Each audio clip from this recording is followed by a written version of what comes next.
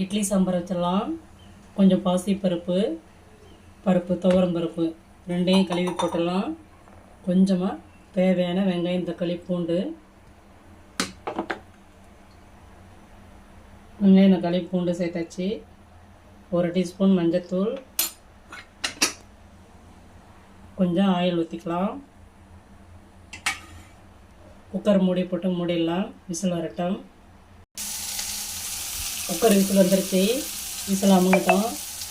கொஞ்சமாக ஒரு பாத்திரத்தில் தண்ணி ஊற்றி தேவையான காய் போட்டு தேவையான உப்பு போட்டுடலாம். இப்போ சாம்பார் தூள் எவ்வளோ தேவையோ அவ்வளோ போட்டுடலாம். சாம்பாருக்கு ரொம்பவும் காரம் போட்டுறாதீங்க. தேவையான சாம்பார் தூள் போட்டுக்கோங்க. இப்போ கொதிக்கிட்டோம்.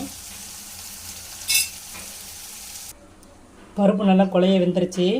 இப்போ மெத்து போட்டு கடைஞ்சி சாம்பாரில் ஊற்றிடலாம்.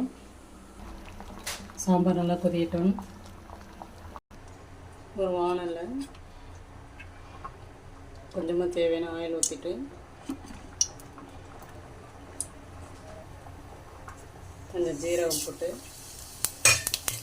ஜீரகம் பொரிஞ்ச பிறகு முள்ளங்கி போட்டு வதக்கிடலாம்.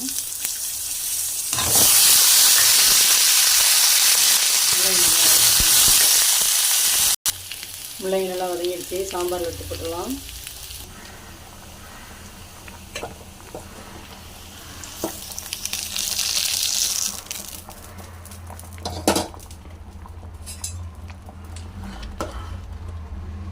சாம்பார் நல்லா கொதிக்கிட்டு தாளிக்கலாம். சாம்பார் நல்லா கொதிஞ்சிடுச்சு, தாளிச்சிடலாம்.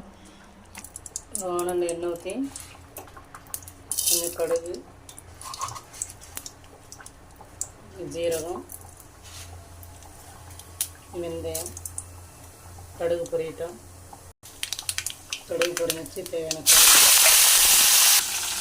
பொடிசாக கட் பண்ண வெங்காயம், இடித்த பூண்டு,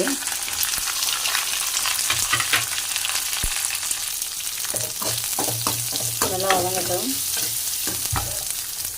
கொஞ்சம் பெருங்காயப்பொடி.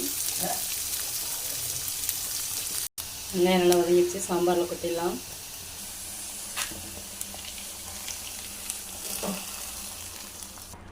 சாம்பார் நல்லா கொதிஞ்சிருச்சு. இந்த சைஸில் கொத்தமல்லி தழை பொடிசாக கட் பண்ணி இதை போட்டுடலாம். ஸ்டவ் ஆஃப் பண்ணிடலாம். சாம்பார் ரெடி.